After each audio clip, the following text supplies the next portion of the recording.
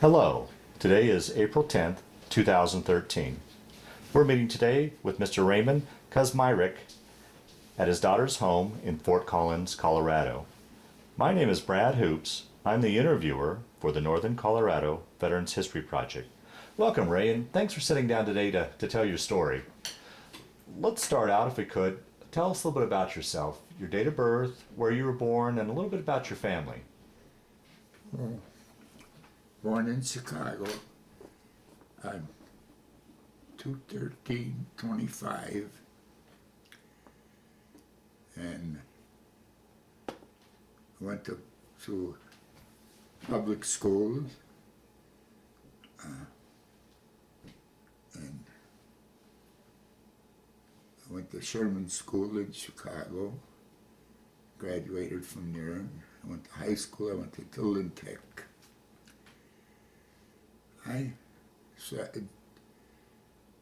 We had a rough, there were 6 kids. It was during the Depression. Yeah, how was the Depression for you and on your family? Well, it was hard. Yeah. My mother had to work. My father, if he could get a job, he got a job. But it was hard. And my older brother, one of them, went to Louisiana to work on my grandfather's farm that had a farm in Louisiana to ease so we'd get at least a slice of bread to eat. Yeah. During the Depression. It was tough. Yeah. Where did you rank in the 6 kids? Where were you? I was the youngest. Youngest, okay. I'm the hand-me-down. Okay. And everything I got was all hand-me-down. Sure. But I went through 3 years of high school, and I decided that I needed to get out and do something. Uh-huh. And this is after 1941. December 7th, the war started. Do you remember where you were and what you were thinking when you heard about Pearl Harbor? Oh, it's such a long time ago. Oh, sure, yeah. But I was in Chicago. Uh-huh. I used to, when I was going to high school yet, I used to spot pins in the bowling alley. I used to get 6 cents a line. That was during the Depression. They tried to help me. I used to turn that money over to my mother, and I didn't keep none of it. Wow. Then I went to work for Goldblatt's department store. We were in a warehouse, and I got 50 cents an hour to start. And I made $20 a week. And $5 of that went for car fare to get to work. The rest went to my mother to help, So we got through, we got by. And then the war started. And all we could think about is going to war. I was the youngest. And I just turned 18. And I went into service. Well, tell that story about how you went into the service. We had talked about it before we turned the camera on. Well, I went to the draft board. I was working at our Donnelly's at the time. I was working 7 days a week. I used to work 10 and 12 hours a day there. And we made good money. I made more money than my father did. And it was a printing business. It was for Reader's Digest and different magazines, but Sears Roebuck's catalogs and Ward's catalogs and stuff like that. And I was doing all right over there, but something was missing in my life. I wanted to get in the service, and I heard about Bill Debo getting going. Bill was a friend of yours? Yes, he lived on my street with me. We played ball together and everything. And I come home from work one day and I found out that he was going on the 7th of May, I think it was, into the service. And I went immediately to the draft board and I told him I wanted to get in on that bunch with Bill Debo. The man told me at the draft board the quota was filled.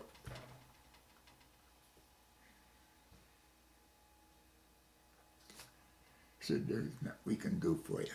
He says, "It was already filled, we don't need no more." He said, "You might maybe go to next time." So I went home, and it's maybe half a mile, 3/4 of a mile, I had to walk home from 49th in Ashland to 50th May. And by the time I got to the front door, the telephone rang in the house. And they were asking for me. So my mother gave me the phone. And I said, "Yes, this is Raymond." And "Who is this?" And he says, "I'm from the draft board." He says, "But," he says, "we did make room for you." Oh, wow. And they made me go for a physical. I took a physical, and Bill Debo and I wound up in the same outfit in California. And So how much longer after you'd signed up did you guys ship off, roughly? We went to Camp Grant first, and then we were put on a train and we went to California. We didn't know where we were going, everybody. It was just a long train ride, and I suppose, like many in your generation, growing up, you probably hadn't traveled too far away from Chicago. Had you been out of Chicago growing up? oh, very little. We'd go out to Pekin, Illinois. We'd go fishing, and I'd go hunting with my dad in Pekin, Illinois, and stuff like that. But we did a lot of things together. I love fishing. Yeah. Fishing is my whole life. Is it? Yeah. And after I come out of service, I'll tell you more. Yeah. But So you're on that train to California. we're on the train to California, and we talked amongst ourselves on the train. We didn't know where we were going. Well, we wound up, and where we wound up was on one side of the track was Mark's Field. We thought we were in the Air Corps,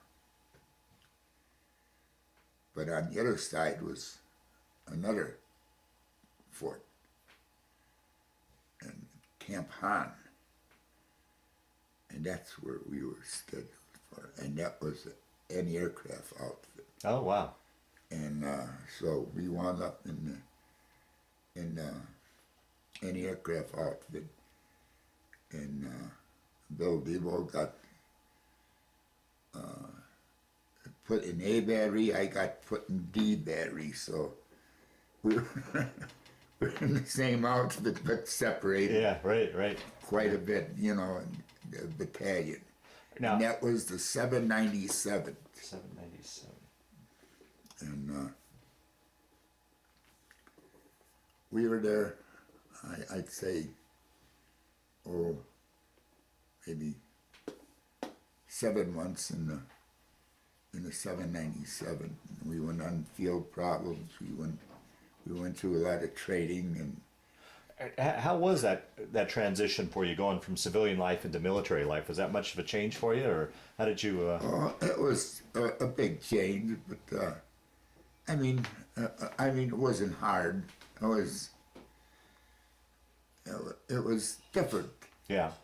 I mean, you had to do, certain things Army way, everything is the Army way, and that's all there was to it. And And how about, being away from home? Was there any tinge of homesickness or anything like that? oh, sure. Yeah, everybody did. Yeah. I never had a girlfriend or nothing before I went in the service or nothing else like that. But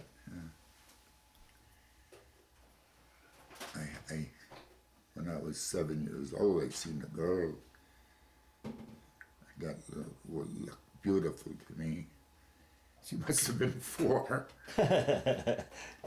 And I says, God, I wish that I could marry her. Huh. Well, so happened, she lived next door to the apothecary. And I seen her several times, but then they moved away and I never got to meet her. And I never met her again until I got out of service. I'll be darned. Yeah, we'll get into that then for sure. Yeah. Yeah. So back at the I never found out her name or nothing. And so we were in the service.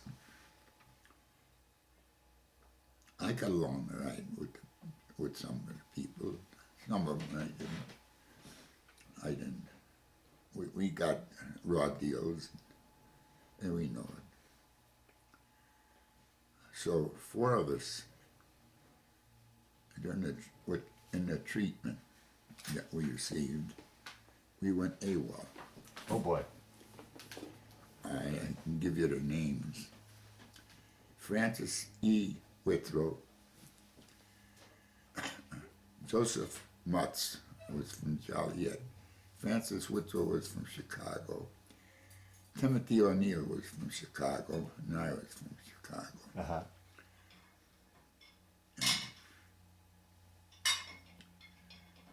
We were working for Sergeant Kuzi from Michigan. I don't think he had a brain in his head, but he was making enemies out of the people in his own gun section. Wow. And one time in the desert,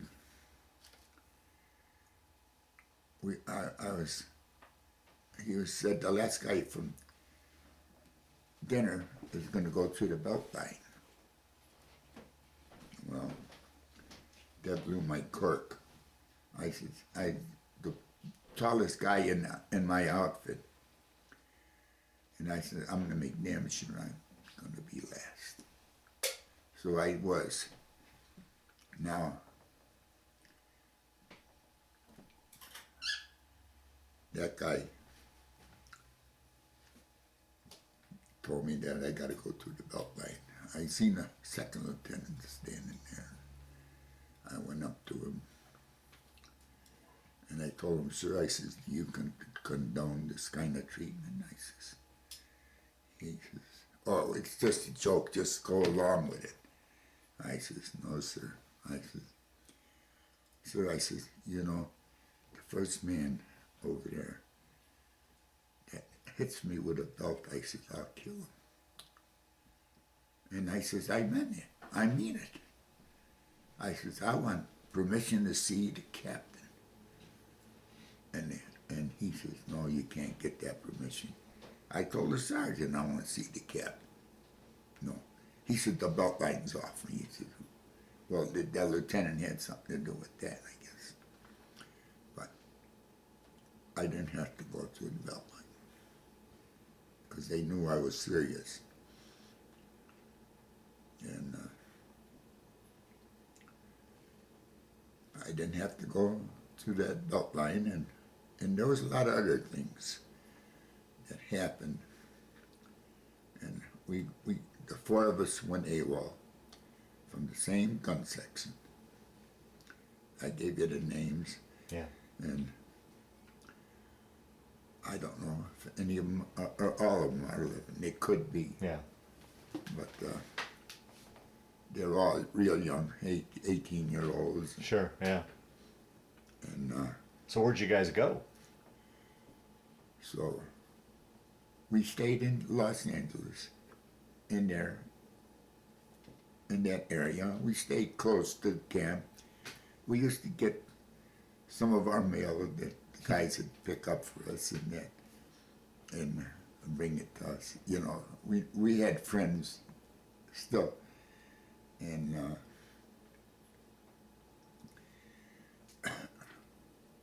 when we'd come back, we went to the captain, and he says, you don't know how to salute? I said, well, sir, I thought we lost that right when we went AWOL. So we saluted him. I said, yes, sir. He said, well, we're going to have you're going to have a summary court-martial. I said, and the four of us said, no, sir.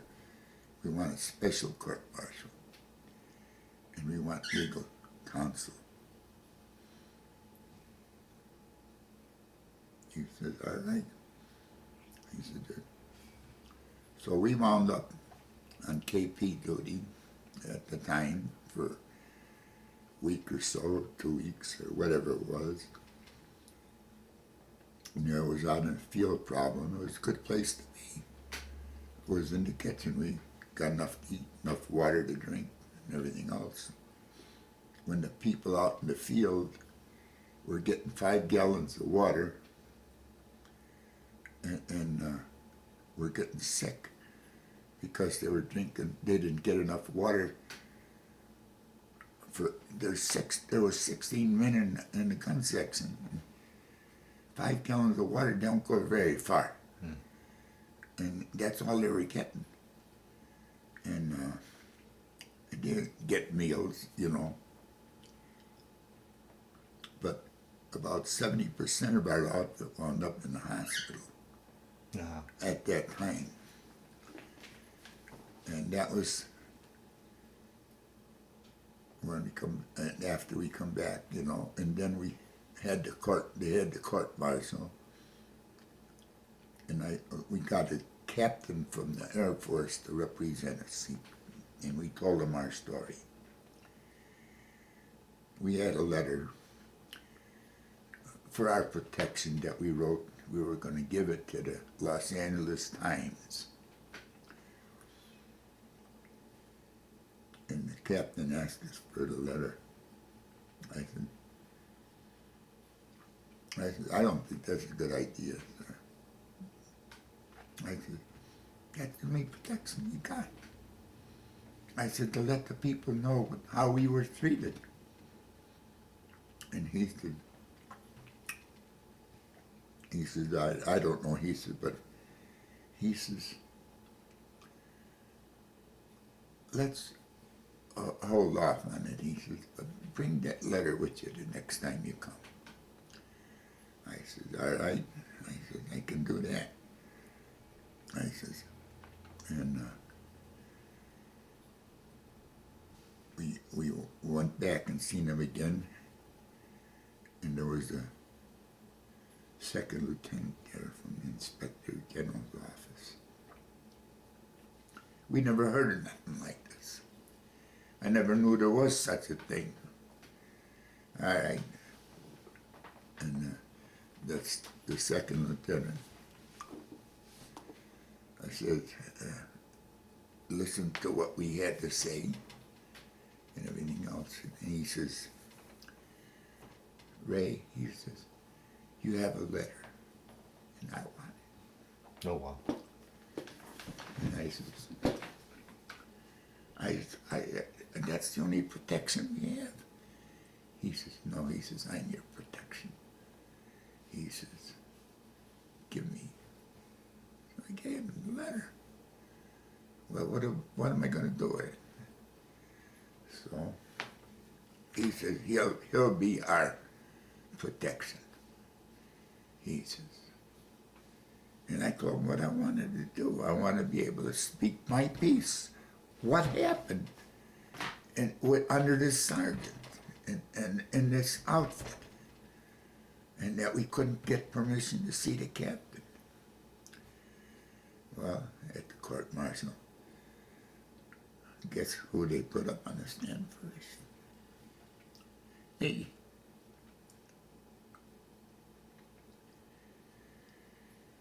And I wasn't the one who instigated that. Going, hey, well, Francis Withrow was the one that instigated that because he was in he had something to do with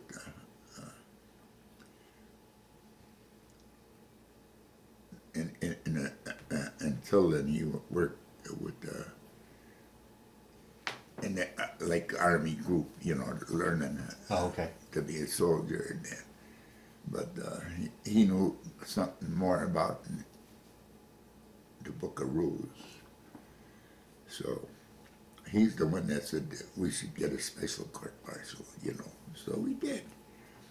And when he was discharged, he come out a master sergeant. Now, I had a chance to go visit him, but when I was in Chicago yet in 87 or 88, but he had a grandchild that just passed away, and I didn't want to interfere. Yeah. And we moved out of Chicago in 89, so I never got back. I'm sorry, he lived in South Chicago somewhere, but I knew his family, I knew his sister, his mother, and his father real well. But I don't know about the sister, but I know the father is gone and the mother. Yeah. But so getting back to the trial, then you're on the stand. I'm on sitting at the seat there, sworn and everything else. And prosecuting attorney was a man from New York, a smart liar. And he says, asked me, he says, were you 21 days AWOL? I said, sir, before I answer any questions, because that second lieutenant shook his head. No, I says, I says, I'm not answering no questions till you hear what I've got to say. And he says, well, he says, you only got two answers that you can give, either yes or no. He says, and that's all I want to hear from you. And he asked me that same question again. I says, sir, I says, I'm not going to answer. And he started getting mad, a little peed off. He said, this is an Army court-martial, and you'll live by the Army rules. And the Army rules are stated that you will only answer yes or no to any questions asked. And I said, sir, I says, I'm sorry, but I'm gonna refuse to answer until I get my say. I says, I got something I want to say, and I want the court to hear it. And the colonel on the court says, soldier, he says, you got two choices, yes or no, and that's the only things you have to answer. He says, when that man asks you a question, you tell him yes or no, and that's all you need to say. I said, right.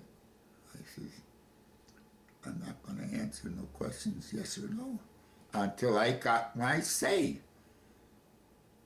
And that colonel really got mad. He got mad, and he stood up, and he said, this happens to be the Army.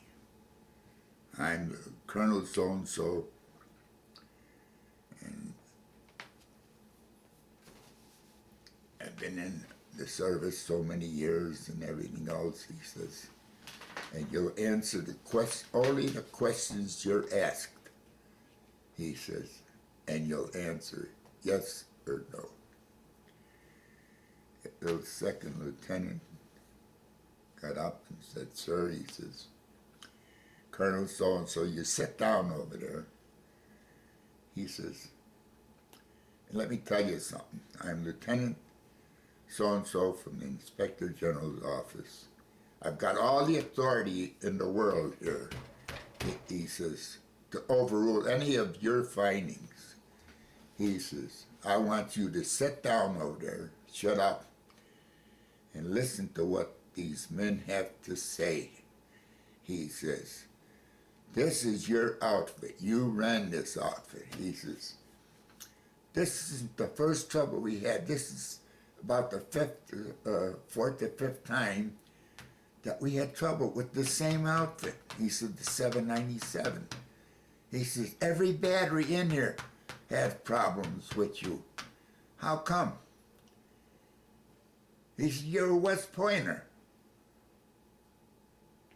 He said, "And you don't know no better than that?" So they got me to speak my speak. I told them what happened. About the sergeant could tell you to grease this guy's testicles or pour ink on them or do anything. Put them through belt lines and stuff like that. And I told him everything I knew. Made you box with him. I said, "I'm not a boxer." And he put his bestest gloves on to box. I didn't know nothing about boxing. I'd fight with you. If you wanted to fight me like a man. I'm not a boxer. And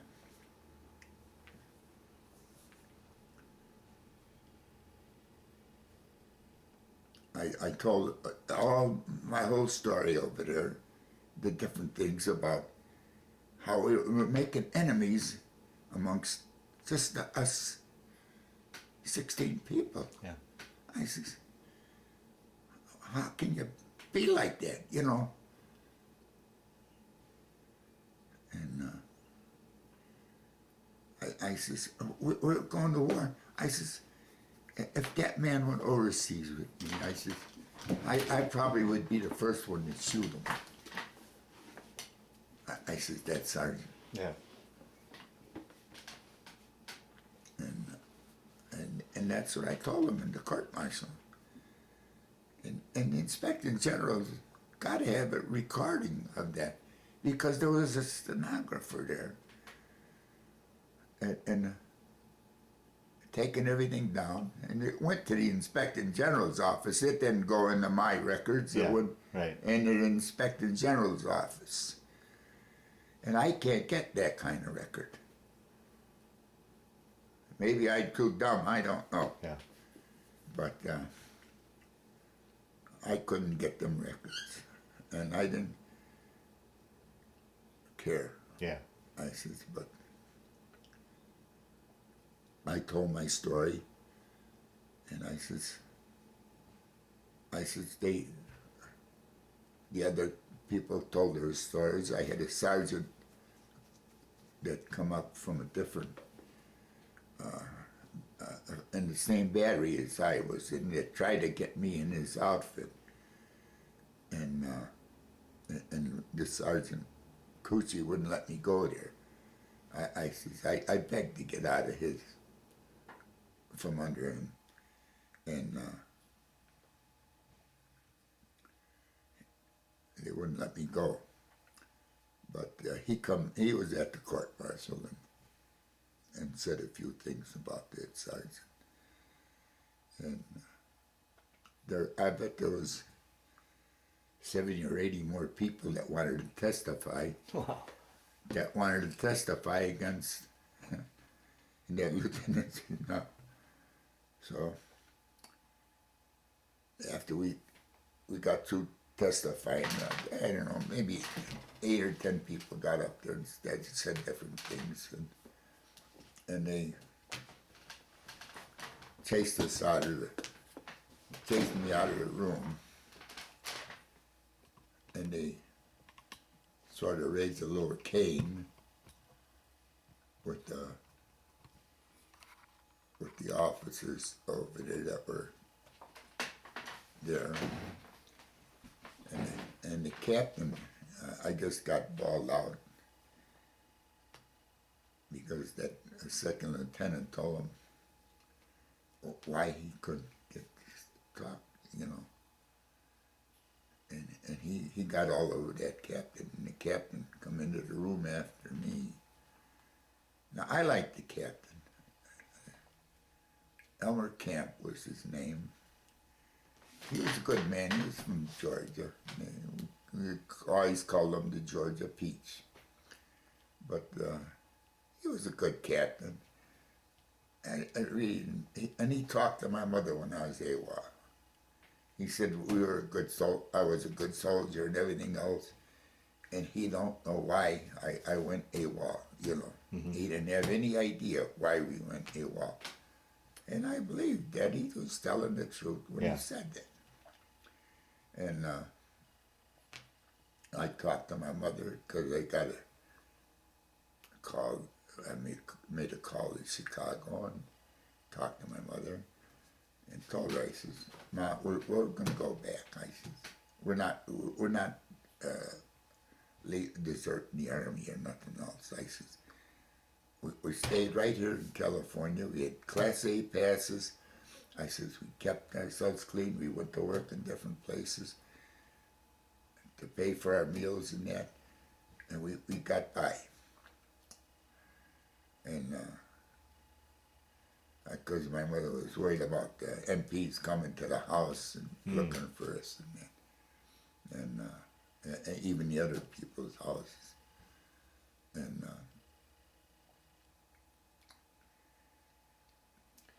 so were the charges were dismissed then? well,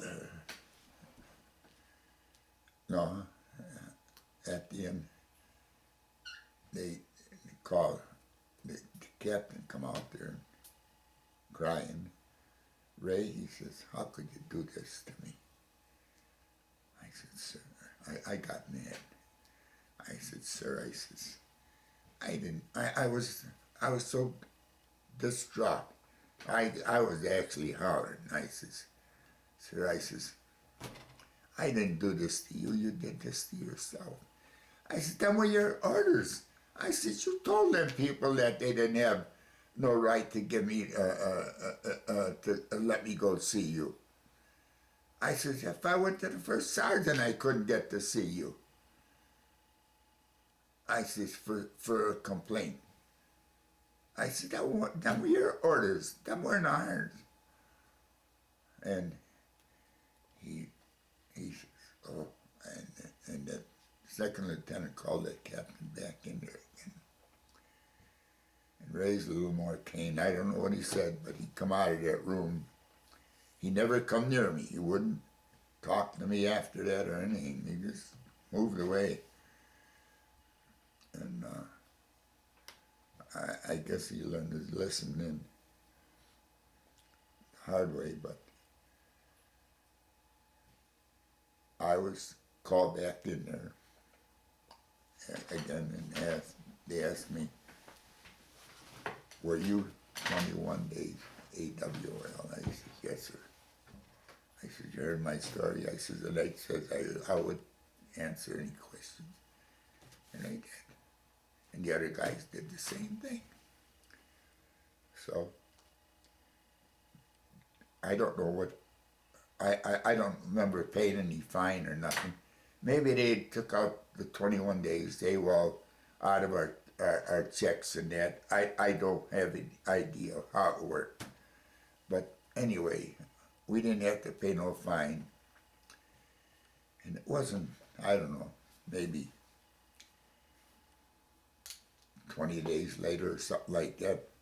We were sent home on 15-day furloughs. The whole outfit was sent on 15-day furloughs back to Chicago. When we come back, everybody that had any trouble, you know, being AWOL and stuff like that, or took off time and wound up in the guardhouse for any reason, for fighting and stuff like that, they were put in the lockup right away. When we come to the front door, gate over there, they just let us go through. Oh, really? The four of us Yeah.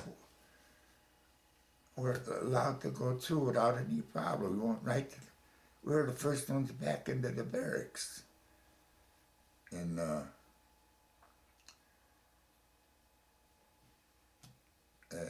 nothing was said. And then we finally come to hear that the outfit's breaking up.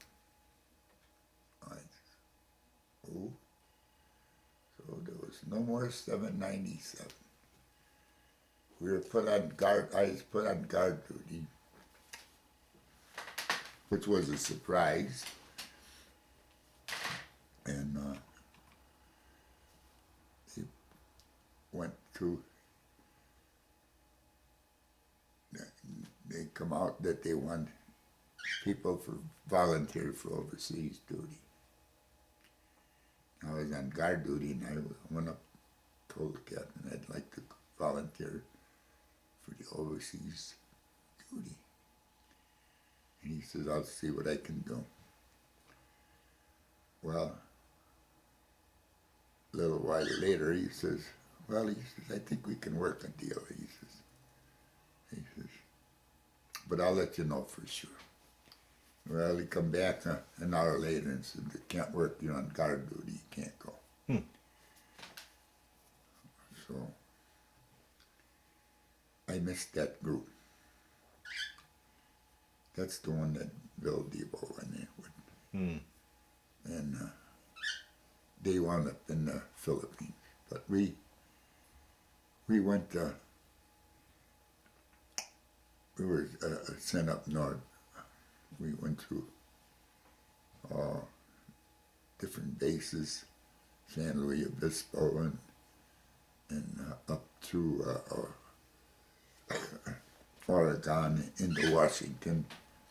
And we went out on a field problem in Washington, D.C., and Washington, the state of Washington. And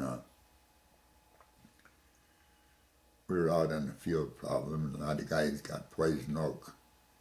But poison oak didn't affect me any. I didn't get any. And a lot of them were walking around without any, just their shorts on, because they were covered with poison oak and spread all over. And they were pretty sick. But then we got a call that we were going aboard ship. Well, we got aboard a liner, a troop ship, and we were going to go to Hawaii. I think it took us 8 days from Seattle to Washington. And how was that? Here's a Midwest boy from Chicago going Yeah. to sea for the first time. Did you get your sea legs, or how was that? How was that crossing for you? Oh, that crossing was, I was used, I rode in a boat, I rode a lot, I went fishing. Oh, okay, okay. And everything, and the water never bothered me. Oh, okay. And it was miserable, just the way that the ship, it took us 8 days to get to Hawaii from Seattle, Washington. Were you in a convoy, or were you by yourself? Or I guess it was sort of a convoy, I don't know. was there any worries about Jap subs? I guess there was, because there was ships around, you know. You'd see a destroyer go here and there, Yeah. and, you know, and there was more ships around, and not a lot, but there was 5 or 6 ships that you could see almost all the time, and not too many naval ships or anything like that. It was just a few ships like that, and we got to Hawaii, and we went through some jungle training there, and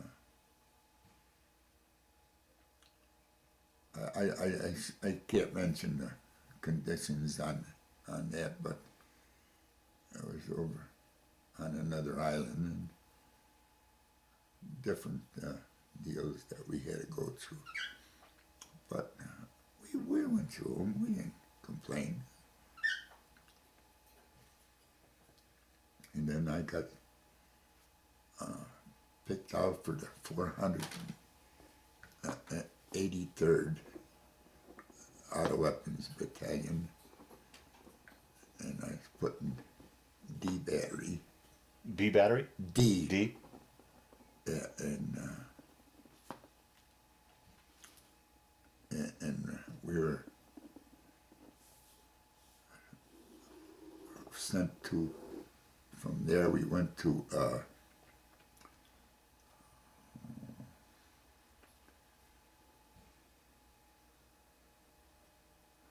Big Island.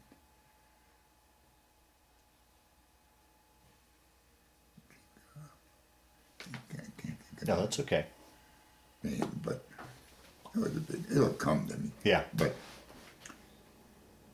Guadalcanal. Guadalcanal? Okay. Okay. And we were allowed to get on the island. We went on the island. We didn't do no fighting there or nothing. But we were on the island. We met some of the natives there. Well, that must have been pretty interesting for a Chicago boy to be in these halfway around the world, Yeah, these and tropical islands with these natives. Yeah, and the native over there, I guess he was taught a little bit by, I guess they worked for English. English owned had the island, but they lost it to the Japs in the United States, took it over. And there was a guy up there, and I says, how the hell do you get them coconuts down here? I says, I'd like to see what a coconut tastes like, you know. Oh, wow, yeah. And he says, for smoke, he says, I'll get you some. I gave him a whole pack of cigarettes, Lucky Strike cigarettes. And I gave him a pack of cigarettes. We run up that tree like it was nothing. I mean, he climbed up that tree. It was amazing the way he went up that tree. Chopped off a bunch of them things. Brought them down. And he opened up, cut the shells off and everything. And we had tasted our first coconut. Oh, wow. Huh. Yeah, we got a drink out of it, you know, and then he broke it open and where we could eat it, you know. It was good. It wasn't bad. So we got a taste, and then from there, we went to on a little island with the 81st Division invaded it. And the Marines were across the way invading another big island that had a couple of airports on it. The 81st, this was an island that could provide shell cover for against any invasion of that big island. The 81st Division took it over.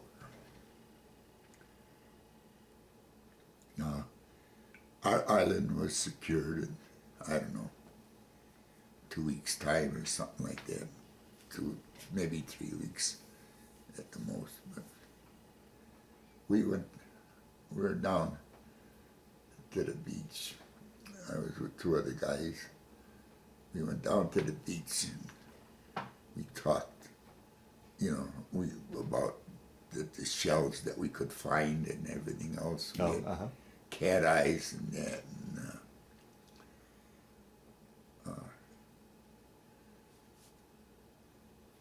I'm thinking the name of that island.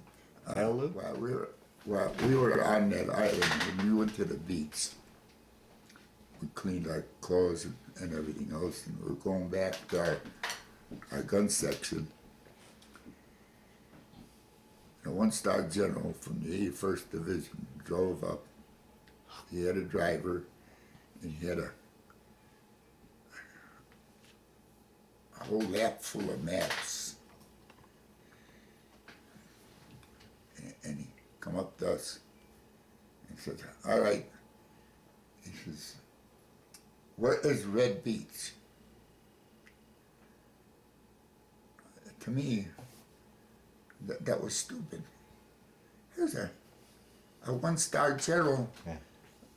hollering at a private, a buck-ass private,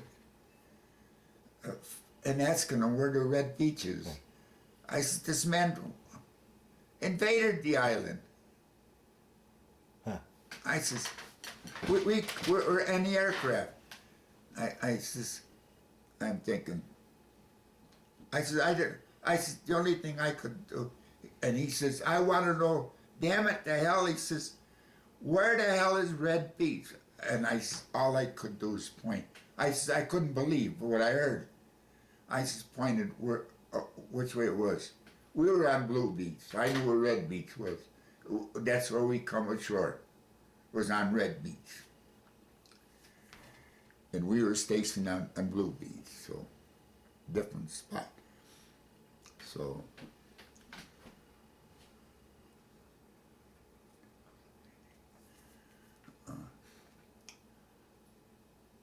I don't know the general's name or nothing else, but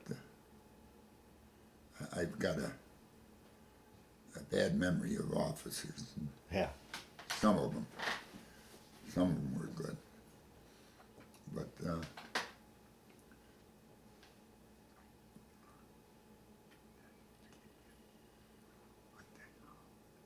trying to think of the name of that island. Tarawa? No, Tarawa is nothing compared to this island. Oh. This island, they had soldiers piled up to use as shields because they couldn't get on and make any headway.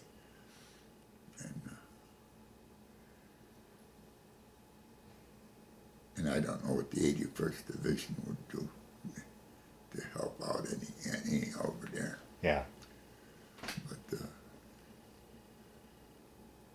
they were a fighting outfit, but they weren't really an invasion force like the Marines were. And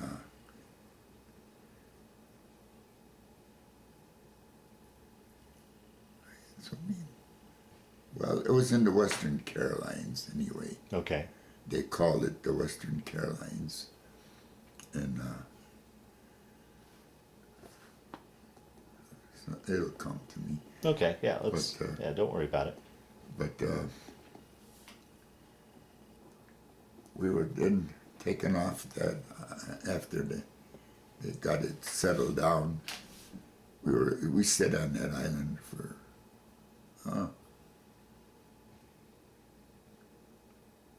quite a while, I guess. That was early in the year, in '44, and we stayed on there for about a month anyway, maybe longer, maybe 2 months even, and then we were taken to another smaller island that had a little Japanese weather station on it. But the Marines, the Navy took all the people off the islands and they put them on a big island further away, not by us over there. And we were set up on this little island. Now, we sat there for 2 or 3 months anyway, maybe more. And I got a letter from my mother that my dad was real sick. And they were trying to get me to come home through the Red Cross and that. But the colonel said we were getting ready for an invasion and he couldn't spare anybody and he wouldn't give me the time to go home. Now this is September, and he couldn't let anybody go. And he needed everybody he's got to go in on this invasion. And this is September. And the invasion we went on, my father died in November. And I never did get a chance to go home. And I stayed in the outfit there. And we just got ready for what we had to do. And that colonel was a lucky man. He never come to my island, and thank God he didn't. Yeah. Because I would have shot him. I really would have. Understandable. I had a 1906 Springfield rifle that I had zeroed in. I could hit a fly at 1,000 yards. And they knew it. Everybody on the island knew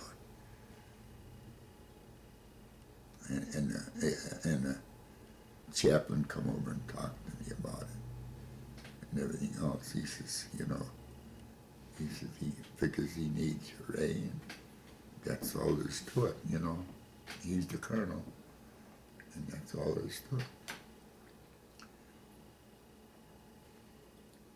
It's fine. So we went on the invasion. That was February the 19th, 1945. Iwo Jima. Iwo Jima. Yeah. And Sorry,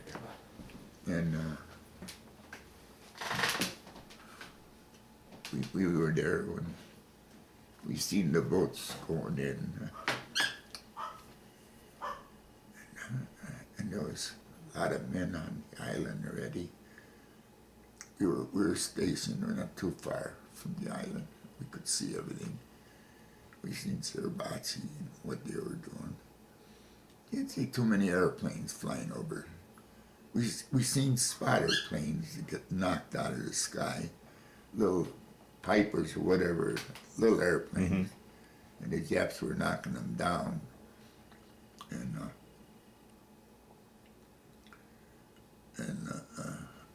Air Force, you'd think there would have been a lot more bombing in that, but they were doing more firing from the battleship Missouri was behind us, quite a ways behind us, shooting at the island.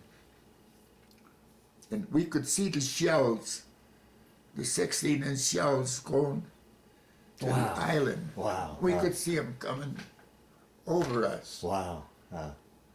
I mean, that's a big shell. Yeah. It's like that. Can't get your arms around them. Yeah. That must have been a sight. And they did a lot of that, but the concrete pillboxes were at least 4 foot thick. You could hit them dead on with them shells and it wouldn't even dent them. And you'd think they would have had a lot more bombing going on over there. They had aircraft carriers. We didn't see none. But I know they had aircraft carriers around. They had to have them around there. Because I think twice we've seen the airplanes come in and strafe on Suribachi. But Watson, they had so many men on the beaches already. And there was just hundreds of boats still going toward the beaches. There was no place for the men to go. We couldn't understand that. I couldn't. And Maybe I'm wrong. I don't know. Maybe that's the way you fight a war, but that ain't the way I'd think a war should be fought. And I've seen these boats getting blown out of the water, the LCMs, loaded with men, getting hit with mortars and knocked right out of the water, sunk right out there. And all these bodies laying, you could see the bodies laying in the water. And nobody's picking them up. I mean, there's no place for them to go. Finally, they got across the island. And they fought their way, they had to fight their way back to get back. And then finally they made some headway. And they got, I don't know, they had a LCI or something. And it was shooting rockets into the side of Sarabatsi. I guess it helped. I don't know. Something helped there. But anyway, then when we seen on the third day, I think it was, the flag went up on Sarabatsi. That opened everything up. That's when the Marines started moving, and they could get on the island and start heading up. And they went up to that first airstrip over there, and then we got on shore. Now, we were stationed on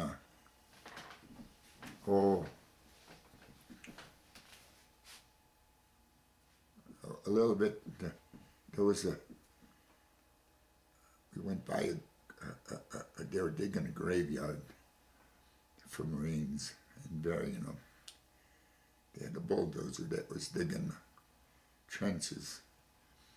And we seen them putting the bodies in there side by side, and they marked everything off. Marked the graves off, I guess, and everything else, and then they bulldozer over them. And that's the way they buried them. Because they would just rot in. And we carried our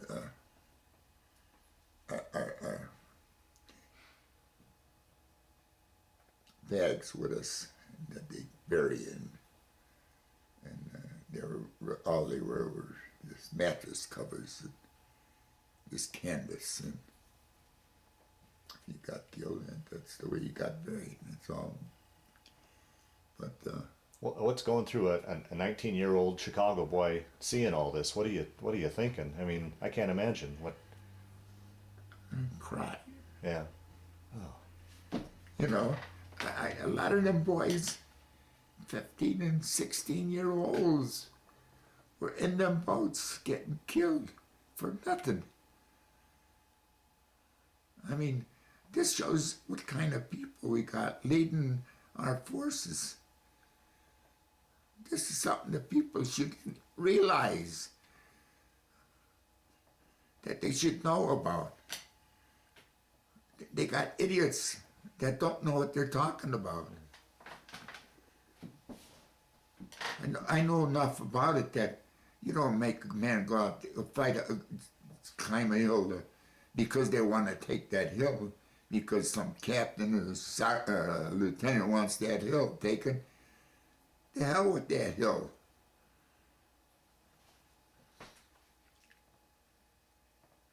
Go at it the right way.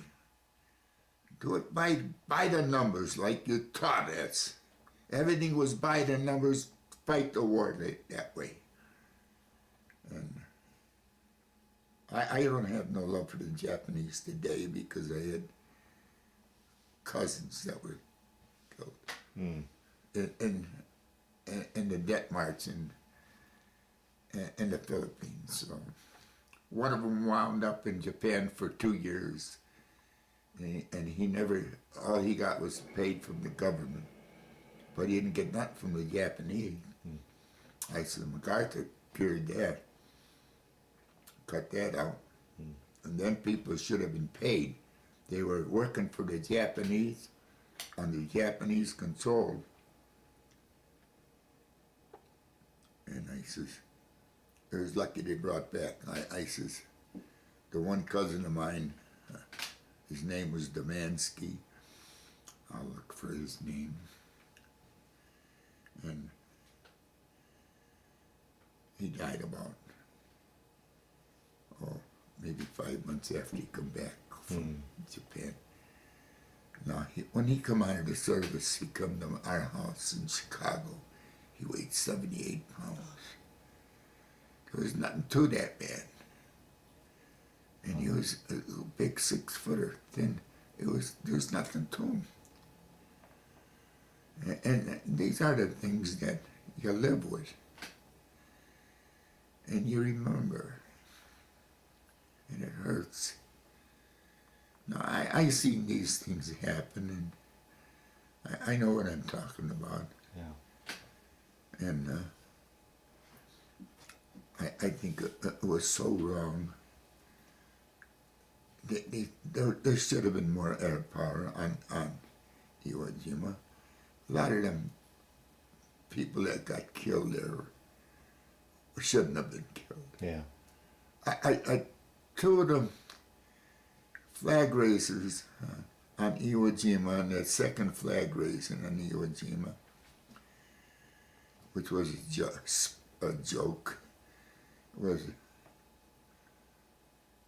Medal of Honor winners. And we talked to them, and they were in the front lines. They were just by us over there. And we had a chance. I had a chance to go. A Marine lieutenant asked if anybody be willing to go and carry some C4 down to a pillbox up here. He says, it's dangerous. But he says, we need some help to get some C4 down to these Marines that are around this pillbox. I says, I'll be willing to go. And two others went with us. And we went and carried what we could on our backs. And we took it down. And they used the pillbox, the door off the pillbox. They really did. We didn't have nothing to do with that. We didn't work on it or nothing else. All we did was just rock the stuff down there. And the Marines did all the work. Then when they blew the door off, we were right there. And they jumped in right away and opened up with automatic fire. Anything that was moving in there, it had a big tunnel that went way back into the island somewhere, nobody knows where. But nobody wanted to go in there. But they blew it shut. And they took a couple of prisoners out of there, and they put them in a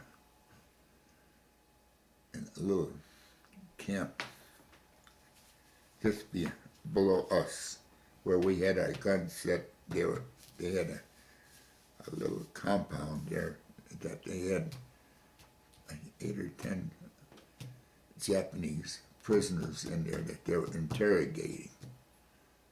And they had a couple of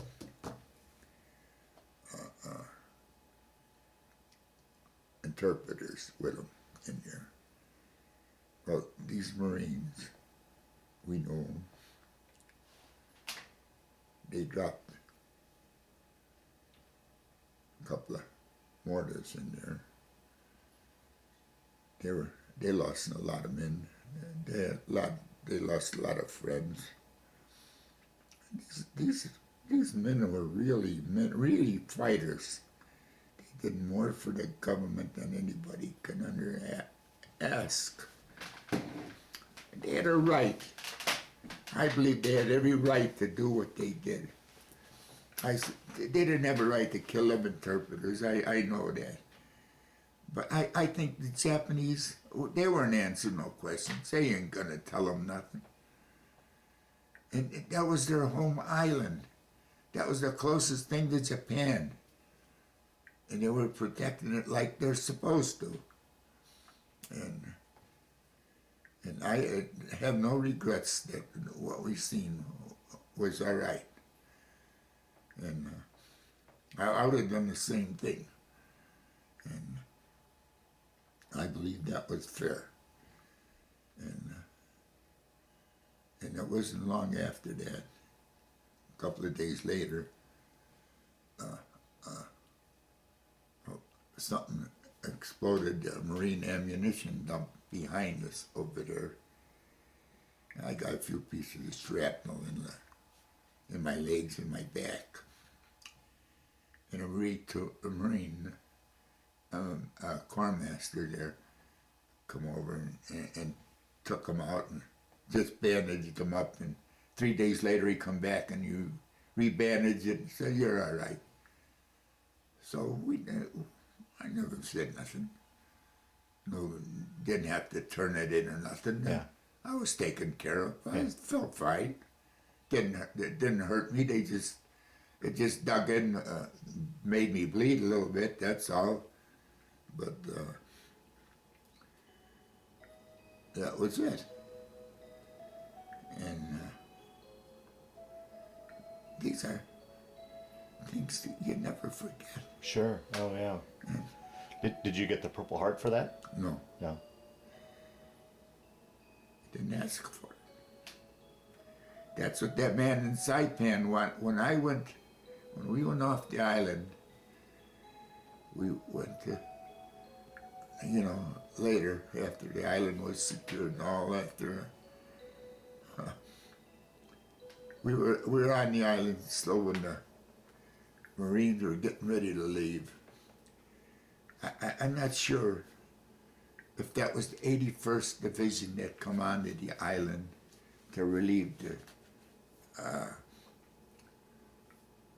the Marines or who, but somebody did come. It could have been the 82nd Airborne for all I care. Yeah. I don't know. Yeah, for sure. That's okay. And How long were you guys on the island then? we were there until almost Christmas. Really?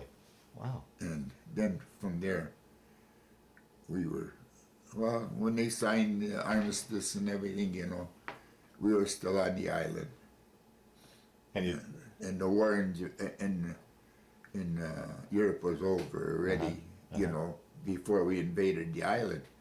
And we knew about the war in Europe, And we were bored. We got called to go on the aircraft carrier, the Bunker Hill, go to Saipan. We had to go through an inspection there. And the man wanted me to stand in line there. I says, I got 10 minutes to get on that board, that aircraft carrier, and I'm not going to miss it. I'm going home. I says, I don't want nothing to do with it. I said, I didn't come join the service for our medals. yeah. Nothing. I Yeah. said, they can't find my fingerprints on them, because that ain't what I went there for. Right. And while we were on the island, I missed this. I got court-martialed for leaving my post. A captain, I went for breakfast, but I was smart enough to know the sergeant, Bell Batts, was from Tennessee, and he was lazy and I say, bring me the phone when you go for breakfast. So I was smart enough to take the phone with me and left it by his bed. Told him I'm going for breakfast. Now I had to walk about a mile anyway to go for breakfast. And a lot of them didn't want to go for breakfast. Well, we didn't get much. What the hell? But I knew they had eggs, so I went. And I went for breakfast. When I was still eating breakfast, the captain come up to me and told me we were out to the gun pit, and he says, "Ray, you're gonna be court-martialed for leaving your post." He says,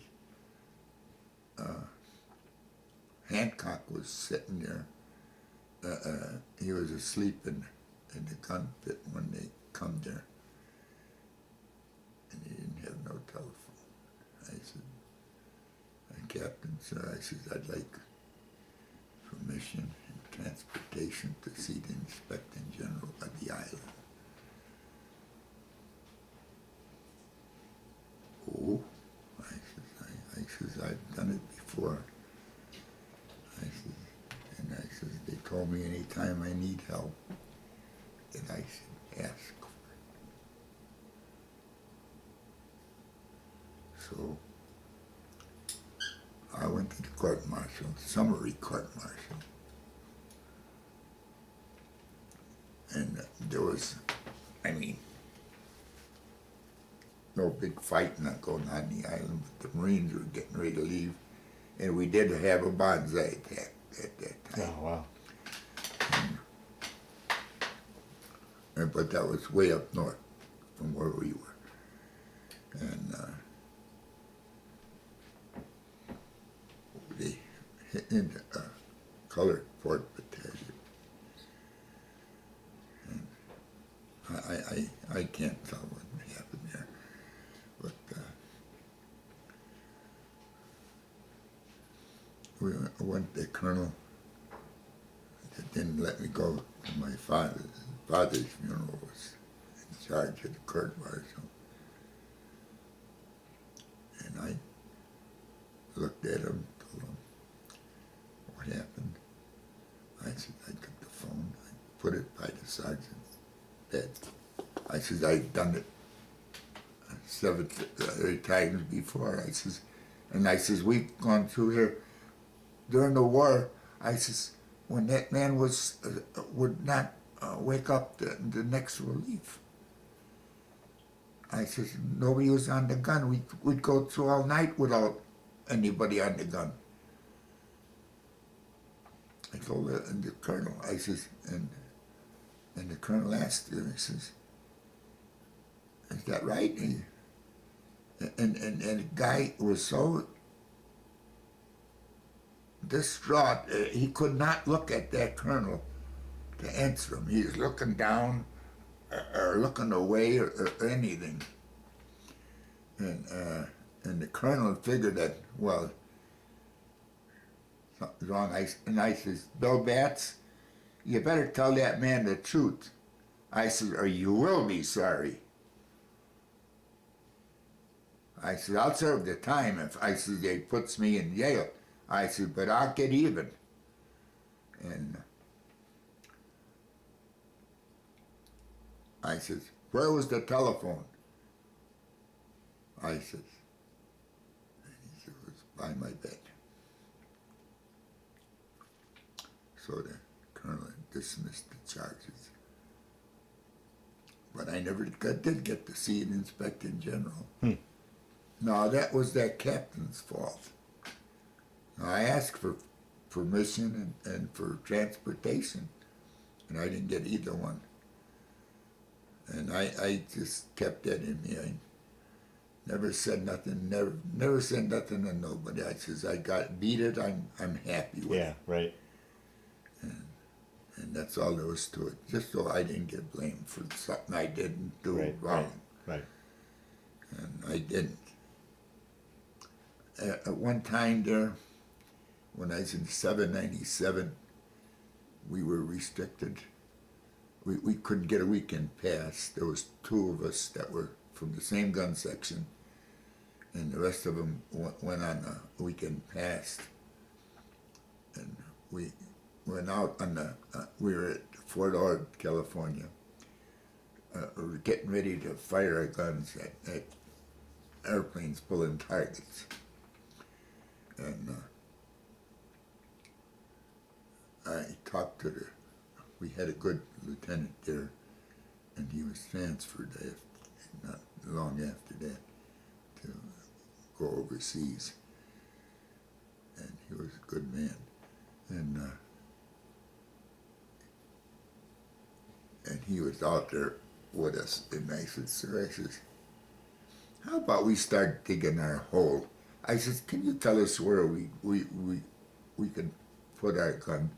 I says, I can lay it out. I says, whatever we need. And dig that, start digging. I said, that's going to be a hard job. I says, and them guys going to come in on Monday morning and dig a hole, and then they're going to have to shoot the gun. I says, maybe we can get a good start anyway.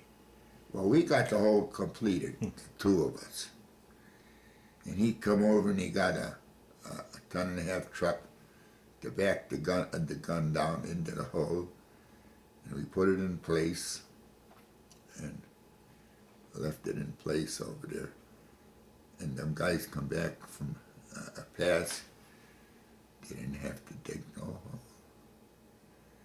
But the other gun sections, all the other ones, had their holes to be dug. And they had to dig their holes. And one sergeant wanted us to go help him. And, well, even that Sergeant Coochie says, no, them people did their work. He says, you can't get them. He says, they did their work, and they got a chance, a right to relax. He says, and he let us go back to our bivouac area.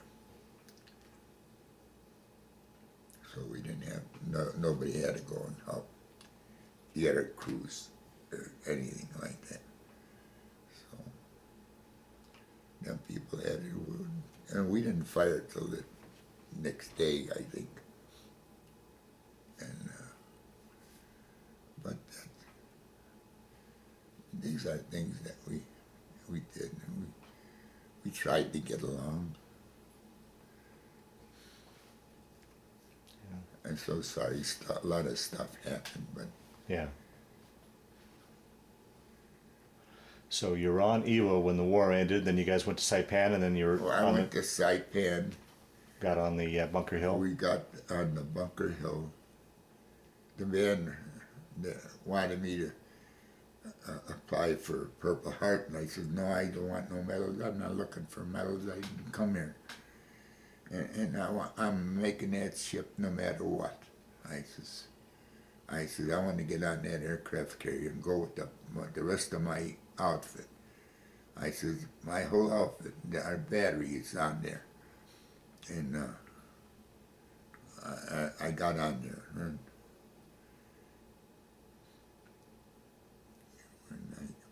I was happy to get on there. And that didn't take us no 8 days to get to the United States. Not on that. And that even went out of its way because there was a ship at sea that was in trouble, and the aircraft carrier started to go to help them. But another ship got there first, so they just bypassed it. They went a little out of their way and we went Long Beach, California with the aircraft carrier, and they brought us in. And they had a band out there and a bunch of people and playing music and stuff. And we were taken to Army camp over there and given a steak dinner. We spent a day or two there, and then we were put on a train and headed back to Camp Grant in Illinois. And we're discharged, and I was discharged. I was 20 years old. Wow. When I was discharged. My birthday was, I got discharged I think on the 13th of January, and My birthday was February 13th. And my birthday was 6 days before the invasion of Iwo Jima. Mm-hmm. And I can't get February out of my head. Yeah. I cry always. Because I remember what happened. I seen what happened.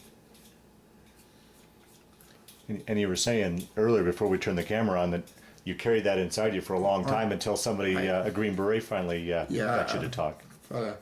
William, and he comes, he gave me, he showed me his medals. I got him here somewhere, and I got to go through him.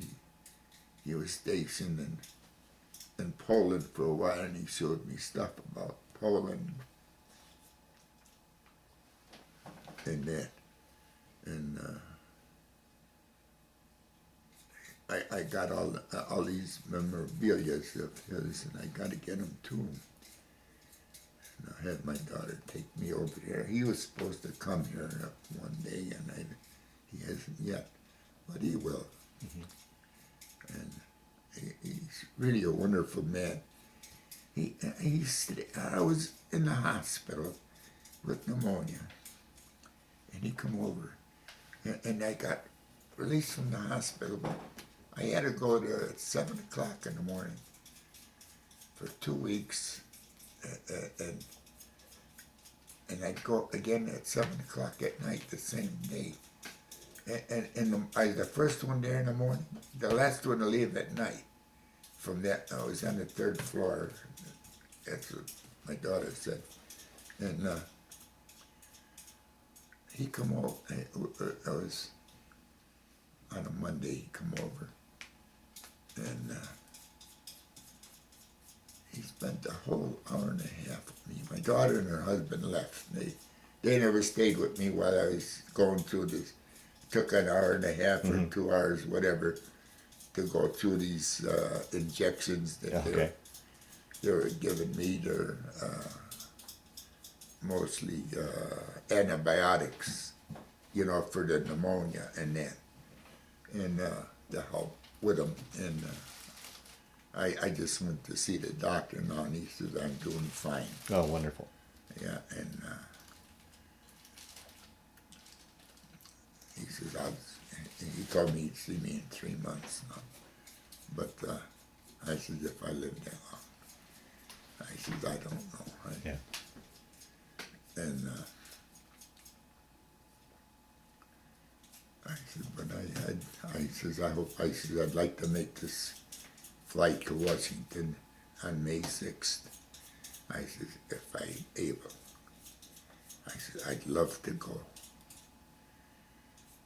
I said, I know a lot of people that were killed in the service. Yeah. A lot of my friends. In Chicago, we used to, when we were kids, we never had no TV. Yeah. We had radios. Right. Lucky to have a radio. Some families had radios, some of them didn't. Nobody had cars. Yeah. Yeah. We played out in the street. We played baseball on the street. Yeah. We played with marbles. We played, you could keep the marbles, you could add it, we had a box, we had our own rules. Yeah. On certain ways to play marbles and that. And that's what we enjoyed. And the kids today don't have that. Right. We never talked about sex or nothing like that. Yeah. Yeah. We didn't know nothing about sex. We didn't know nothing about drugs. Right. We never heard about drugs. Yeah. Till we got in the service.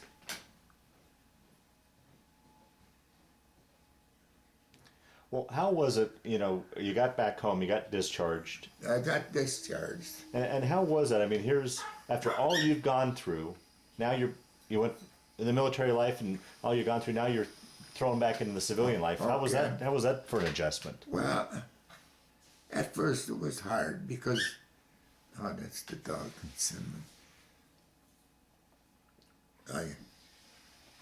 went to work in the Boilermakers. My brother got me to work. He was working for Ross and Company, boiler company. And I was out. I went up and worked with him for several weeks. And then I went to work in the Hammer Boiler and Tank Company. And I was there for a year, more than a year. And I went to welding school under the GI Bill and learned a little bit about welding in the school. And my brother used to come. He was a welder. And he showed me what to do. My father was a welder, but I was too young to go to learn anything about welding then. I was still in high school yet. Yeah. And I knew how to I could work on automobiles and that. I could reset a motor and everything else and do anything on the car. At that time, today I wouldn't look at it. I'd be afraid to go under the hood. Yeah. But at that time you could change bearings and everything on the car. And you did it yourself. You didn't take it to no garage. Right. You buy parts. But anyway, I was working in Boilermakers. And then I went to that welding school, and I went to work for Electromotive, the General Motors company, on 103rd and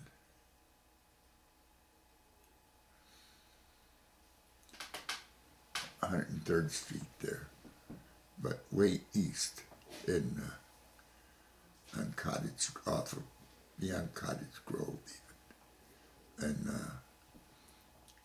I went to work there as a welder. I was working on light stuff. A lot of the welding I did was P5, and that's the number of the rod. And they didn't have the easy running rods. This was strictly a hard. If you didn't know what you were doing, you couldn't weld it. Yeah. And you had to be good. And I learned a lot. I worked, I did a lot of welding, I did a lot of learning. Well, and learning while I was at that locomotive. Building it, these were trains that they were building, you know, diesel engines. And I got to work on crankcases and everything else. Then I got to be a foreman over there, and I had a department.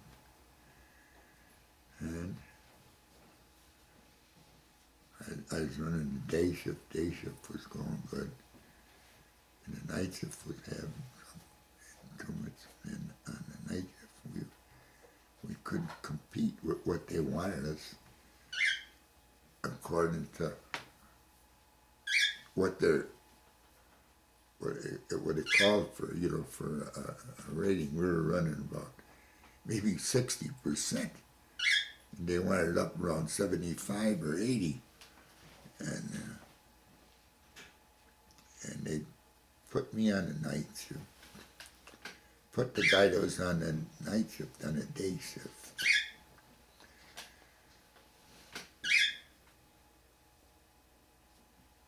His name was Wally Swarzyanek. Caused a lot of trouble for me. And he wrote me a letter that you know, we should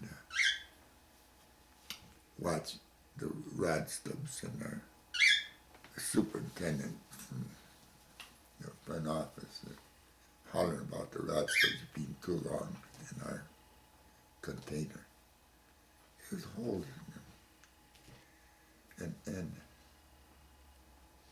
the other welders know it. if they had a rod that was too long, they'd sneak it in the hole and push it in your boxer. You weren't there to see it. Why, you don't know. And it would go in there, and I wrote a letter back to him. I says, Wally, I says, you know better than that. I says, we don't use that kind of rod. That ain't our rods that we're getting blamed for. I says, the hell with them rods, Stubbs.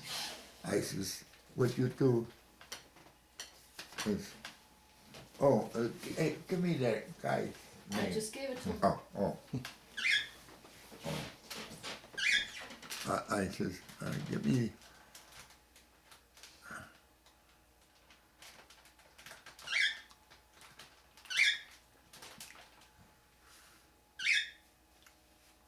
you know, get me the people on your ship that do the work they're supposed to do. They're not doing all the work they're supposed to be doing. I says, and whatever you got left, we'll pick up if we can. All right. We got a new, that was day shift general foreman, Bob Bowley. And he didn't like me for some reason. I don't know why. But we used to go out on parties. We'd have a party and he'd bring some beer and have steaks and stuff and corn. Put corn in the grill, not in the grill, but in the charcoal. And, you know, they'd stick the whole cob in water and everything. And that's the way they. Yeah. It was good. It was nice, you know, like a picnic we'd have. And we'd take a day off, you know, and go like on a Sunday or something and meet. And it's by the Kankakee River. And I don't know, I thought we were doing good. And we were getting the time down better. And I always had to do the time. I understand that. I used to have to do it on the day shift, but now I'm on night shift, and I still got to do the time and take care of that. Well, one day Wally come in there and he lost an underframe, and he stand there arguing with Wilson about that it was his fault that he didn't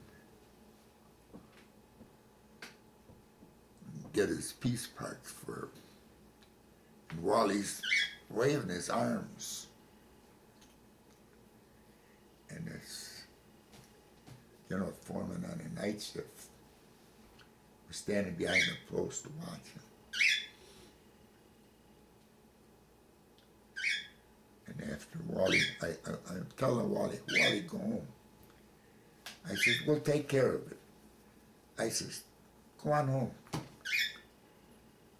And Wally couldn't let go. He had to keep on hollering, you know, raising hell with Wilson. Wilson told him, Ray said, why don't you go home? He says, before you get Ray in lots of trouble. I said, this is police doing, you know. I forget what that other general foreman's name was. I That's all right, yeah. for him. But anyway, Did you get? he come up to me and he raised hell for me arguing with Wally. I says, you know something? I says, I didn't argue with Wally. I says, who told you I was arguing with Wally? He says, I seen him waving his arms up and everything else at you and everything else. He says, I says, did you hear what was going on? He says, I heard enough. I says, you know what? At the time I was taking care of another foreman's job, straightening, that was on vacation, plus my own section. And I says, you know what? I says, I says, you're pretty smart, you know everything. I says, you know what you gotta do? You gotta run both these departments. I says, I quit. I'm leaving. I grabbed my lunch bucket, wasn't even noontime. This is at the beginning of this year. I told the guys that I was working for, I'm quitting. I says, I'm not working for an idiot like this. I says, they're blaming me. I says, I told the man to go home. I says that I'd pick it up. I says, somehow I'd get it. So, the next day I got a call in to come into a meeting. And it was brought up about the letter that I sent to Wally. He showed it to the general foreman about the rod stubs and about the time, and then that there was too much time being wasted. And then that superintendent started out, he's got people in this working for me that don't want to listen to what's being said. He said, I told people here, I said, wait a minute, who are you talking about? About rod stubs. And they don't give a damn about how big the rod stubs are or anything else. I said, he's talking about me. I said, that's Bob Oldie's doing. I said, if you're talking about me, sir, I said, you know, you can call my name out if you want. I says, I don't care. I says, you don't have to hide. I says, I'm not hiding from you. I says, who the hell do you think you're talking to? You're talking about me. I said, not some idiot. I says, and that idiot general foreman you got at nights over there. The guy went crazy. He wound up in a nut house, that general foreman. And I learned after. And Ray Corey come out, caught me going out the door. Before that, when I told I quit, he stopped me and he said, let's go see the nurse. He caught me at the guard shack. The guards wouldn't let me out. He called and had him stop me. And my lunch bucket now goes over to the guard, to the nurses with him. Ray Corey was night superintendent. And he says, what happened, Ray? I says, well, I told Wally to go home. I said, that's all? I said, I told him I'd pick it up. I said, but he was raising hell. And I said, they jumped all over me because I was fighting with Wally. I said, I didn't fight with Wally. I said, ask Wilson. Wilson was there. He said, he was fighting with Wilson, not me. I said, Wally, go home. I kept telling them that. I said, I must have said it 5 times. Go home, we pick it up. We'll get it. I said, you won't lose no time. But I kept hollering at him that he was losing too much time. Yeah. And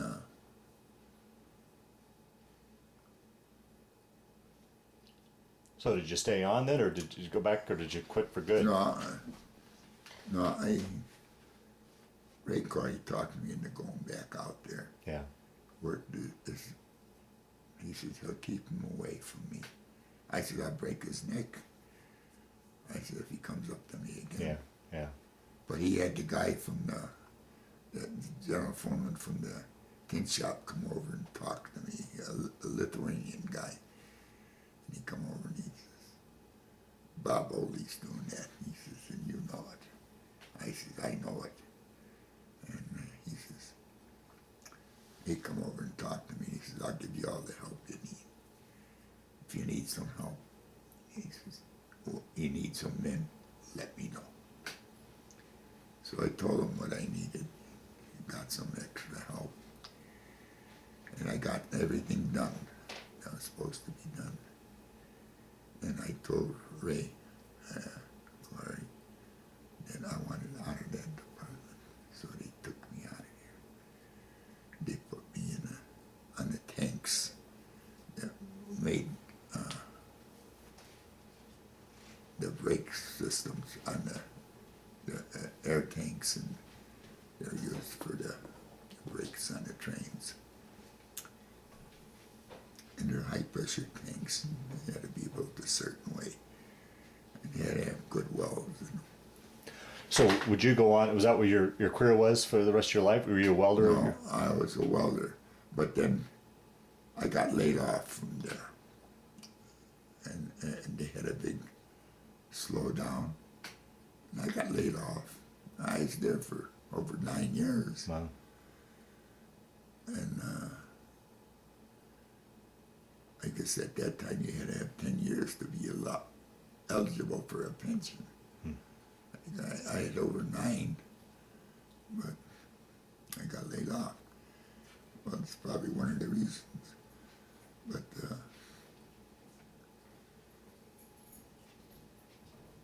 I went to work then for, they were making bombs for Korea, I guess. And I was welding on some of them. They needed a welder for bombs. I worked on that for a couple of months. And it was a place that made their own dry ice and stuff, and they had, they were building these bombs. And I used to get all the dry ice I wanted for a trip and go. Yeah. And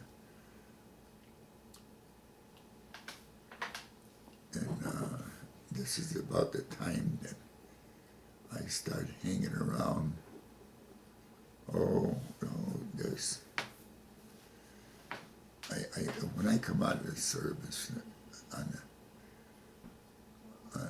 in January, I should have mentioned, I used to go on 51st and Racine, to a little ice cream parlor. And I was the first guy out of the service. And my cousin Clarence, he was in the Air Force in England. He was in the bomber crew. And they finished their flights, and he was out and got out in October of 45. And I come home, and him and I, we used to go out. We'd go out drinking here and there, you know, different places. And we used to hang out in Johnny's little ice cream parlor. He had pinball machines in there we used to like to play on. And, you know, I put a nickel in them and you play, and you could win money on them. At that time, you know, it was illegal, but they got away with it. You know? But we used to spend a lot of time that way. And then that young girl come in there one day and start teasing us about, you know, spending our money on the pinball machine. And she looked like a 13 or 14-year-old kid. And we said, look, young girl, why don't you go home or go to school or something? You know, don't bother us. I says, we're not looking for trouble or anything. You're going to get us in trouble. And she, almost every day we'd be in there, she'd come. She lived just down on the other side, right, almost next door to Sam's hot dog stand, and guy that used to make hot dogs. And I don't know seen us going in there, what she knew we'd be in there, like on a Saturday or on a Friday sometimes, you know. And Clarence and I'd go out together. Now we were the first two out of the service. And friends of ours come out that were in a year longer than I was. They weren't in a year before me. And they didn't get out till near the end of the... Because you had more points. Was it because of the we points? had enough points. Yeah. And he didn't, I guess in Europe, I don't know how they counted their points or anything else. And he was still he said he was with Patton and them, Frankie Crow. And they come out quite a ways after. And my brother Richard wound up in the Aleutian Islands. And I don't know, he was in what they call we used to call it the Jewish Brigade. That was a repair deal the Army had, you know, for repairing equipment, Okay. guns and different things. And he didn't see no service. I mean, no actual fighting or nothing. So he was real late. He is 4 years older than me. He went in a long time after I was in, and then finally he got drafted and he got in, but he got out a lot later than I did. And he didn't see no actual fighting or nothing like that. He was on the Aleutian Islands where they did some bad fighting. Right. But all he could do was talk about, you know, what happened on that island that they heard and seen pictures of. So, but that little girl kept coming back into that store after Frankie and Richard got home, and we say, she looks so young, and I finally found out her name. It was Lola Malinowski, and then she's telling me where she lived.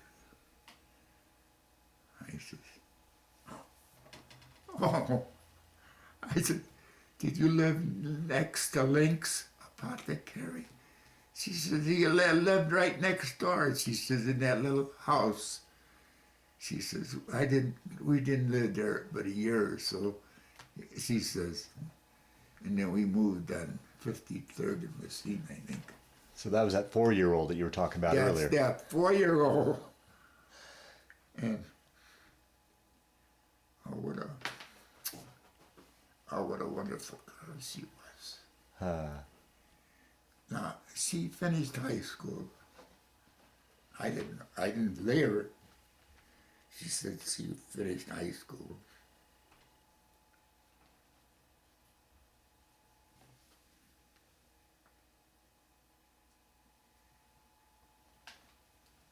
You can't tell if that's her.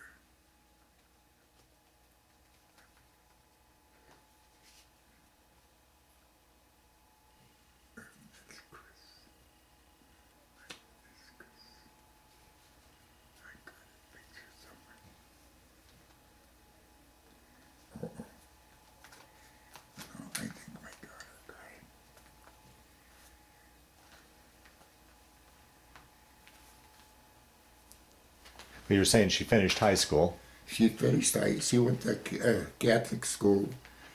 She finished high school. She could speak Polish fluently,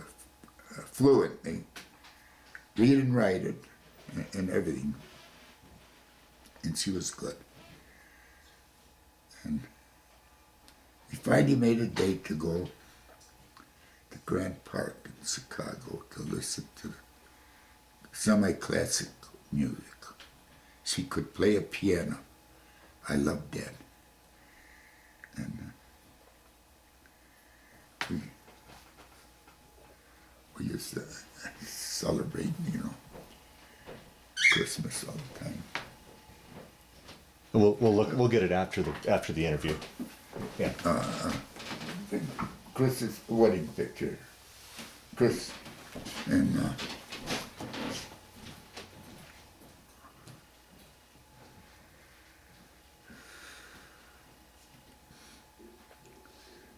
she could read and write it real good.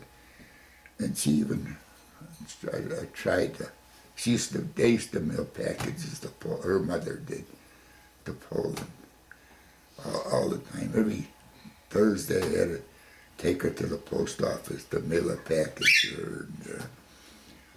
And she used to put $5 or $10 in the package. Wedding and 50th wedding anniversary.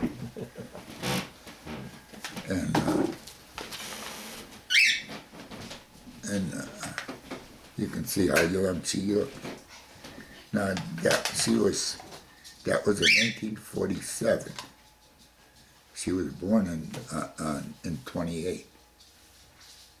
So she's 19 years old right there. And So let me get this straight. This 4-year-old that you met a long, long time ago yeah, became your wife? she became, that's the girl. That's Lola? Wow. Oh, what a wonderful story. That's something. Yeah. That's what I say. I thank God. God has been watching over me constantly. I told it to Father Gregory here. I said, that's the girl that I met, I seen on the street. And I said, I want to marry that girl. Yeah. I said, I thought I was 6 or 7 years old when I said that. Yeah. And I said, and I used to razz her, tease her about being so young, and that she should be going to school and everything else. And when I come out of service, I said, I didn't want to get her tied up with somebody like me, Yeah. And here she tells me she graduated from high school. And that was a Catholic high school. And it was terrific. How many years were you guys married? We were married 59 years. And she died in 2007. January 20th, 2007. One week before her birthday. Oh, wow. Her birthday was on the 27th of January. And she was born in 1928. And she died just exactly 1 week before her 80th birthday. Wow. And how many children and grandchildren, great-grandchildren do you have? These two are adopted. Oh, okay. Uh-huh. And we couldn't have children for some reason. I don't know. Maybe my fault. My wife blamed herself. Yeah. I said, no. I said, you can't do that. I said, you don't know where I've been, what I've been through, what they sprayed on us and nothing else. I said, they sprayed all kind of chemicals on us on both islands. I said, that I was on. I said, them planes come over and you could see the brown stuff coming on your hands and on your face. And I says, and it burned some of it. And I says, you don't know what I had gone through. Yeah, yeah. So I said, you can't blame yourself for that. Yeah. I said, we went to the doctors and everything else. Yeah. I said, the doctors couldn't find nothing wrong with you. Yeah. Yeah. Why are you blaming yourself? Yeah. then, but in the year 2000, she had 5 bypasses on her heart. And ever since then, Yeah. downhill. Yeah. And then, but she lasted for 7 years anyway. Yeah. Wow. That was great. Yeah. And in them 7 years, I took care of her. She didn't want to go to no nursing home, and that's all there was to it. Yeah. And then the day she died, I was sitting on the bed with her, holding her hand, talking to her, and I said, you know what, I said, we got company. My niece, they stayed in Arizona, and they come up for a visit with us a lot of times. And they just come up the day before, and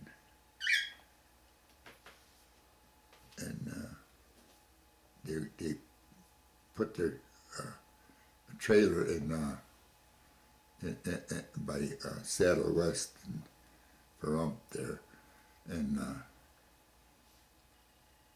they were staying there, and I was sitting. I said, I'm going to go to the store and get some lunch meat and stuff. I said, so you have something here? She says, yeah, go. Well, I went to the store and I come back. Lola isn't there. The neighbors were there, and they said, Lola's in the hospital. She got real sick. So I went to that hospital. And I don't know who gave them permission or why, but they had tubes stuck in her and everything else, and that was against her wishes, and that was against mine. But they did, and that was Pahrump Hospital, and that should be closed. Yeah. And they had me in there. And they told my daughter that in 2 days I'm going to be dead when I was in there for pneumonia, I guess. I don't know what it was for. Yeah. She knows. And they told her that in 2 days I'm going to be dead. She took me out of the hospital, brought me home. And that's a lot. That was in 2010. 2011, oh yeah, I got sick in 2011. So you were supposed to be dead in 2 days, and here it is 2 years later. Yeah. And it was, no, I went to the hospital. I got real sick on New Year's. After New Year's, on January the 2nd in 2011, I got real sick, and they took, the ambulance would only take you to that hospital in Pahrump, and they sent me. They couldn't operate on me in that hospital on my gallbladder. It was too dangerous for them, or something, I don't know. But they set me in the ambulance to Southern Hills Hospital in Las Vegas. And there they operated on me, and then they sent me out of there. They couldn't make room for me in a room, and they had rooms over there for certain kind of patients, I guess, and they didn't have no more room. And they shipped me out to another hospital in quite a ways away. And then Chris come out. She was living up here, and she come down to find out, what was wrong with me and that. And well, she was working. She had a business here too. She was working, and working in the hospital, and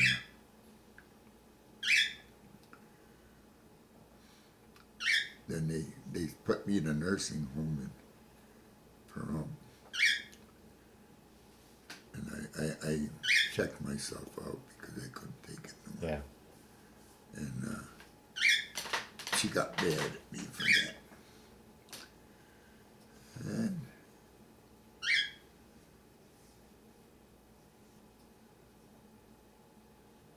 got me back home. It got me up on my feet. She must have saved my life half a dozen times. Wow. And all the 2000, most of 2011, I was sick in bed. I couldn't do nothing. I couldn't get up. I had people coming all the time, washing me and cleaning me up and everything. And I was messing all over. And finally got a toilet next to the bed that I could get on and go on.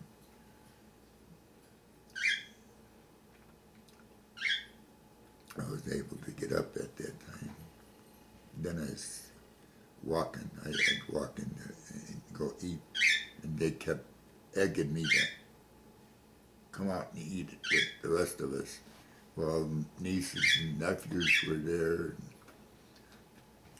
And they wanted me to eat with everybody. And I didn't really feel up to it, but I used to force myself to go over there and stay for a while. I couldn't eat a hell of a lot anyway. Yeah. And I didn't have much of a taste for any food or nothing. So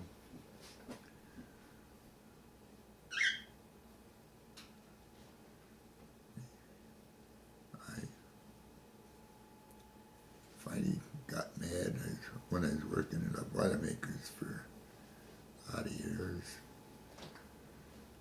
I went to work for the pipe fitters. Yeah. They needed a lot of welders Right. and the pipe fitters, and I was certified in a lot of different kind of welds. I used to install brand new boilers Right. Right. and that, repair the old ones and that.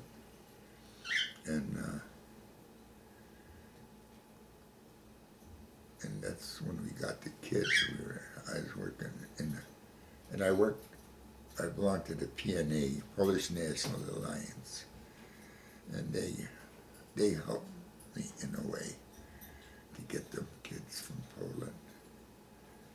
They got me a lawyer in Chicago there,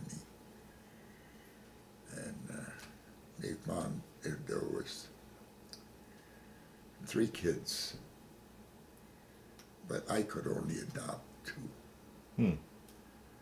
Now the boy was a little backwards, they says. Well, he's a lot backwards. And but the girl was all right. But if you didn't take, the guy from immigration said if you didn't take the boy, you wouldn't be able to get the girl. I said, we'll take them both. I said, the boy's only 2 years old. What the hell? Anybody at 2 years could be backwards, you know. And so we got the 2 kids. And we said, how about the other boy? They got a 5-year, a brother that was 5 years older than Chris. He would have been 9. Tried to get him too. The immigration guy told me, he says, Ray, he says, that's almost impossible. That's above their quota and that. He said, but it would take an act of Congress, he says. Have you got a lot of money? And I said, no. He says, I'd help you all I could, he says, but he says, that would take an act of Congress to get them.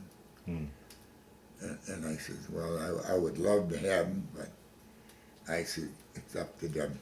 It's up to them to find out about it, their parents. I said, I don't know not who their mother was, who their father was. Yeah.